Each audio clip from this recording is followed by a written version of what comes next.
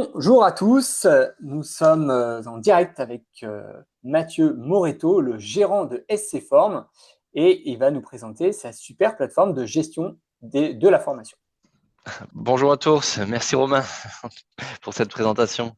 Bah, écoute, c'est moi. Alors je te remercie parce que d'abord, ce qu'il faut savoir, c'est qu'on ne s'est pas vu depuis un certain nombre d'années, puisque à l'époque, moi, je vous avais bien identifié comme un acteur majeur dans les logiciels de gestion d'information.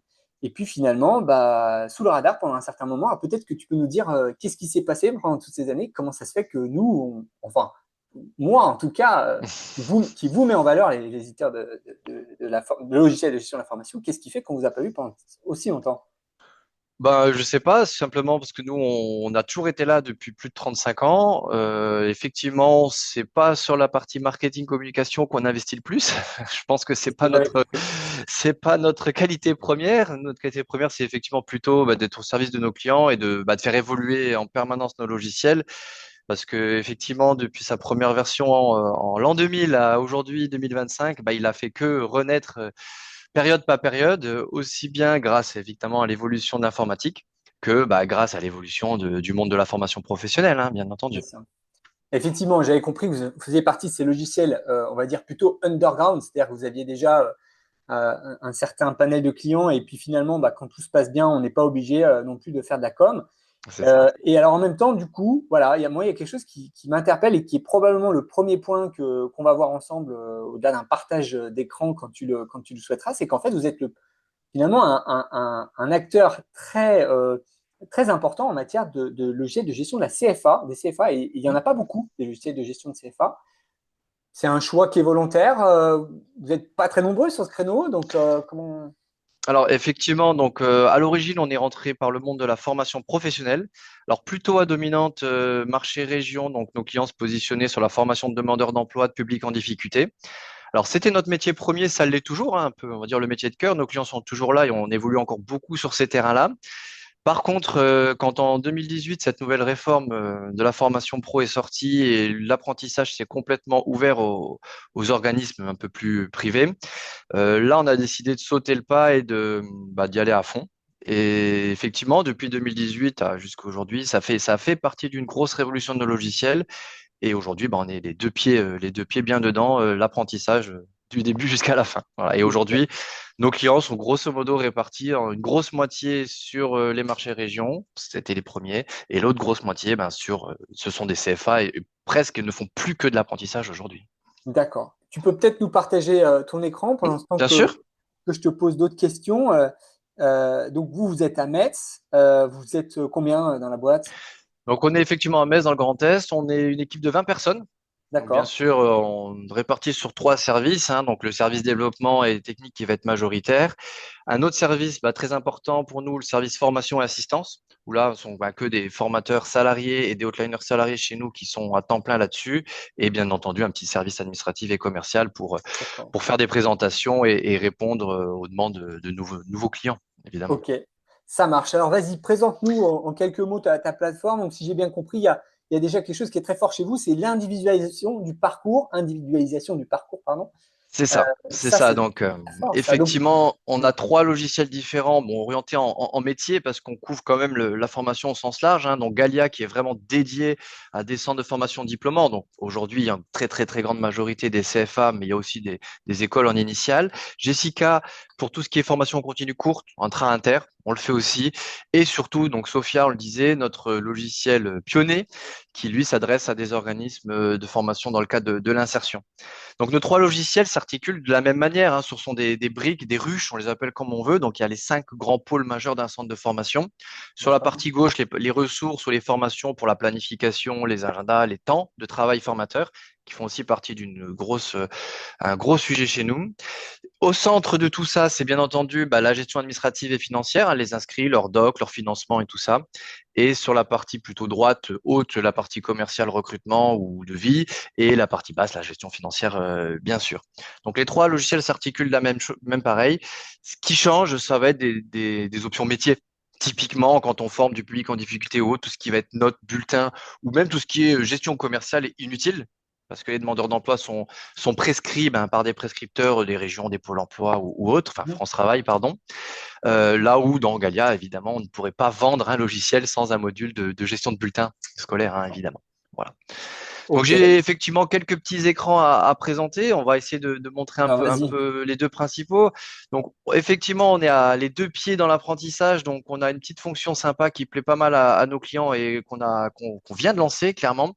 C'est des outils de contrôle de gestion des saisies par les tiers, hein, donc que ce soit les apprentis, les futurs apprentis eux-mêmes ou les entreprises qui vont aller saisir toutes leurs informations donc dans le but de permettre à nos clients de déposer les CERFA et envoyer les CERFA auprès Ah des oui. OPCO. Donc là, c'est un écran de visu. Donc là, on voit tous les apprentis en cours qui n'ont pas un CERFA validé. Et à chaque fois, on voit s'il y a du retard avec les infos clés hein, sur l'entreprise, la fiche de l'inscrit. Donc là, j'arrive sur la fiche de l'inscrit. Donc, on voit les infos clés. Je suis allé peut-être un peu trop vite sur l'entreprise, sur combien de jours de retard. Donc, voilà, typiquement une rentrée en septembre et aujourd'hui au 4 novembre, hein, 64 jours plus tard, j'ai toujours pas validé le CERFA.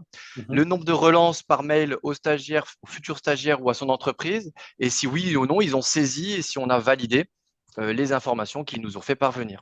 Ok. L'idée, c'est qu'une fois que ces infos sont remplies, bah, nos clients arrivent sur la fameuse fiche stagiaire qui est vraiment centrale hein, dans notre logiciel. L'inscrit, c'est le pilote, où la partie haute, c'est sa partie admin, et la partie basse, on va retrouver le CERFA avec tout ce qu'ils ont pré-saisi directement en ligne. Et donc D'accord. ça permet à nos clients directement par API, donc on est interconnecté dans le projet Convergence des OPCO, d'aller déposer le CFA en lieu et place de leurs entreprises, les dossiers de demande de prise en charge, donc le CERFA, la convention, et donc du coup de pouvoir récupérer les échéanciers de locaux avec les nôtres, parce que bien entendu, hein, quand on fait les conventions, ils se font automatiquement en fonction Mhm. du, de la CPNE, de la convention collective de l'entreprise et du RNCP. Donc ça permet de déposer les conventions et la finalité, c'est de pouvoir envoyer automatiquement à l'ensemble des OPCO hein, les factures et les certificats de réalisation. Voilà D'accord. les principales fonctions clés. Donc, ça veut dire qu'en fait, là, derrière ça, il y a l'API d'interfaçage avec les OPCO, alors, c'est ça? Tout à fait. Donc, et bien entendu, avec des écrans de contrôle, si on la regarde de manière un peu plus globale, parce que si là je regarde un écran de contrôle sur un stagiaire, c'est peut-être pas le plus parlant. Partons juste sur le groupe. Donc, tous ceux qui sont dans ce BTS MCO. Donc là, je suis plutôt sur le parcours BTS. Je veux accéder à l'ensemble des inscrits. Je dois en avoir une dizaine. Donc voilà, on retrouve cette fois-ci non pas un inscrit, mais tous les inscrits de mon BTS, donc en tout à la souris en quelques clics. Et là, sur le même principe, hein, on va avoir un écran de contrôle, état des contrats d'apprentissage. Donc tout à l'heure, j'ai montré ce qui était en amont avant qu'il soit saisi. Là, c'est plutôt ce qui est en aval une fois qu'on s'est appareillé avec l'OPCO. Et donc, évidemment, c'est une base de démo, hein, donc c'est du fictif, donc je n'ai pas de lien officiel avec un OPCO, mais on peut voir à chaque fois l'apprenti, est-ce qu'il a un contrat, est-ce que son contrat est bon, hein, s'il est orange, c'est qu'il n'est pas saisi complètement. Et est-ce qu'il est envoyé, envoyable ou pas aux OPCO. Donc dès que c'est rouge, c'est qu'effectivement, il manque quelque chose. Quand c'est gris, c'est que là, on pourrait appuyer sur un bouton et le déposer, ce CERFA, la convention qui va avec, signée bien entendu, directement à l'OPCO concerné. D'accord. Et le but, c'est de finir avec l'échéancier. Donc, quand l'OPCO engage le dossier ou le refuse, on a l'info. Et donc, quand il est engagé, on va pouvoir comparer l'échéancier que l'OPCO a engagé dans son SI avec l'échéancier que nous, on a proposé et éventuellement les écarts, hein, parce qu'avec les changements de réforme et les 40, 30, 20, 10, ça a fait quand même des petits Ok. décalages pour certains de nos clients. Ça marche. Ah, Mathieu, il ne nous reste pas énormément de ouais, temps. j'ai vu que le temps Et en passe même vite, temps, effectivement. on s'était dit que voilà, il y avait peut-être d'autres choses que tu voulais nous montrer. Est-ce que tu pouvais nous les montrer rapidement quand même? Oui, il y a deux autres sujets que je voudrais montrer. C'est l'individualisation d'un parcours stagiaire parce que c'est quand même un des piliers pionniers chez nous et les temps de travail de nos formateurs. Donc, pour une individualisation, bien sûr, hein, on gère des groupes aussi. Donc, Mousson, il est dans un BTS, mais je peux tout à fait partir sur un parcours individuel pour ce jeune-là. On retrouve tout son planning, on va dire, du groupe de sa classe. Mais à partir de là, on a directement accès à de l'indiv. Donc, soit on y va au clic en disant, bah, tiens, jeudi, il a rien, je vais lui mettre du rattrapage de français et derrière un bouton bleu, on va avoir toutes les séances possibles du 6 novembre matin. Soit on Mhm. peut carrément aller dans ce qu'on appelle de la prescription. Et donc là, on peut aller lui prescrire en disant non, il a vraiment besoin de rattrapage de français. Donc, il a bien sûr toutes ces matières du BTS. Et moi, je lui ai prescrit de manière individualisée des examens, des oraux, parce que là, par définition, c'est individuel, et par exemple des heures de rattrapage de français. Et en D'accord. cliquant sur français, parce que je lui ai mis du français, après c'est des outils, hein, vont apparaître en rose partout où c'est possible. On est bien sur de l'entrée-sortie permanente, ça se voit d'autant plus ici, parce que sur chaque séance, je vais avoir des nombres d'inscrits différents. Vendredi, il n'y a personne, les matins, ils sont un, l'après-midi, ils sont deux. Bon, et tu comprends bien que si je fais un simple clic, je viens de lui rajouter du français avec une formatrice Grim qui a été planifiée sur une plateforme entrée-sortie permanente, et il vient de rejoindre deux autres stagiaires qui viennent très probablement d'autres horizons dans ma base de données. Donc Ok. comme ça, on peut construire pas à pas des parcours L'individualisation du individuels de parcours. stagiaires, tout à fait. Ça marche. Et sur le même schéma, alors là, on va revenir plutôt sur notre... L'individualisation de la gestion du planning du formateur. Exactement, on va revenir sur l'écran d'accueil parce qu'on va partir plutôt à gauche sur les intervenants. Donc les intervenants, même principe, on a leurs agendas qui se construisent bien sûr avec la planification des formations. Et donc, si on prend là, donc par exemple Sophie, hein, on peut aller voir ça sous un schéma hebdomadaire. On retrouve un agenda assez classique avec des séances de formation. Donc là, on est vraiment passé non plus dans l'apprentissage et le CFA, mais dans la formation pro avec des programmes de technique recherche d'emploi. Et on va retrouver des petites cases vertes, des petits temps. Donc là, ce ne sont pas des formations, ce sont soit des temps de préparation, soit des temps connexes, comme une réunion en lien pour cette formation-là, soit on peut avoir des congés, des absences.